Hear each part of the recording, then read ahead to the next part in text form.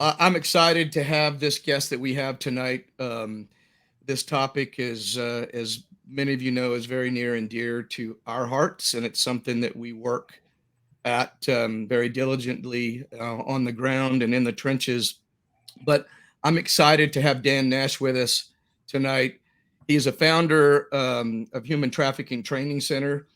And those of us who have been in law enforcement understand there's just not a lot of training along those lines. There haven't been, hasn't been. Dan is doing something about that to change that. He's out all over the country training law enforcement officers, and I'm going to let him get into that. But he spent 27 years in law enforcement at the state of Missouri, state police, in a lot of different roles, from patrol to narcotics to violent crime, anti-human trafficking.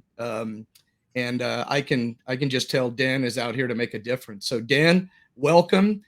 Thanks for being our guest tonight, and tell us about you and what drives you. So,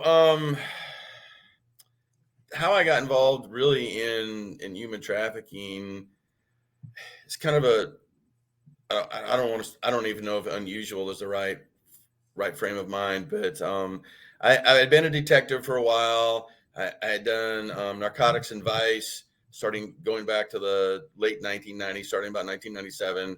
And then I went into a violent crime unit where I was doing homicides and basically violent crime.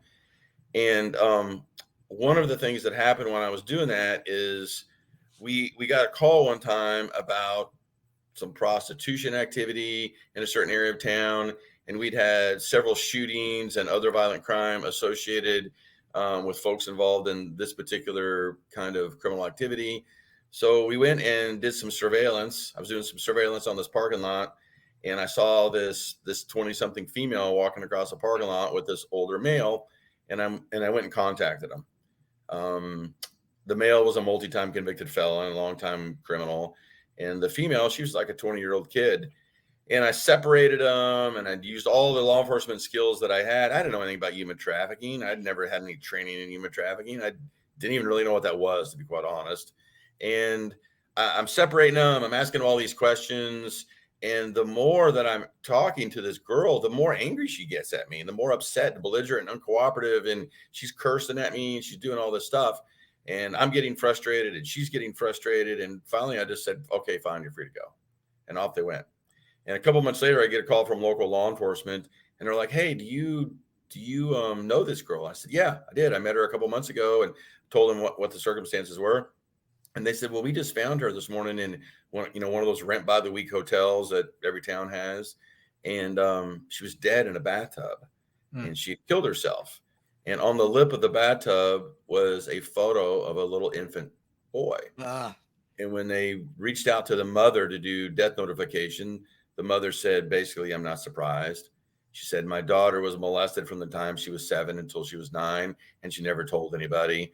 And in junior high, she started having problems in school. She wasn't doing well in grades. She wasn't getting along with people. In high school, she continued that. She was running away from home. She was getting in trouble. She got involved in drugs and alcohol. She started dating older men. And finally, at 17, she ran away from home and left home. And she said, I didn't see her for 2 years." And she said, when she was 19, I get a call one time from social services, and social services, hey, it says, "Hey, we have your daughter at the hospital. She just gave birth to a son. But unfortunately, that son tested positive for methamphetamine, and we need to remove the son, and we need placement. Will you take your grandson?" And she says, "Of course I will." And she rushes down there to the hospital, and she takes a photo of her new grandson, and she gives that to her daughter. And that was the last time she ever saw her daughter again. And turns out the daughter was being trafficked by the guy that I'd met with her in the parking lot. And that really kind of hit home with me because, I mean, I literally had her in the palm of my hand. And I let her down. I completely let her down. And in law enforcement, we all take some kind of an oath, and we want to do this to help people. It's not because we make a lot of money, because clearly we don't. And it's no, not because we get a bunch of accolades, because clearly we don't. We nope. do this. We do Yeah. this for God and country. And I feel like I just totally let her down. And our agency's motto was service and protection. And I thought, I didn't provide her any service, and I sure as hell didn't protect her. This has got to stop. I've got to figure this out. We've got to figure out what to do with this stuff. And I really looked around for training, and there wasn't any.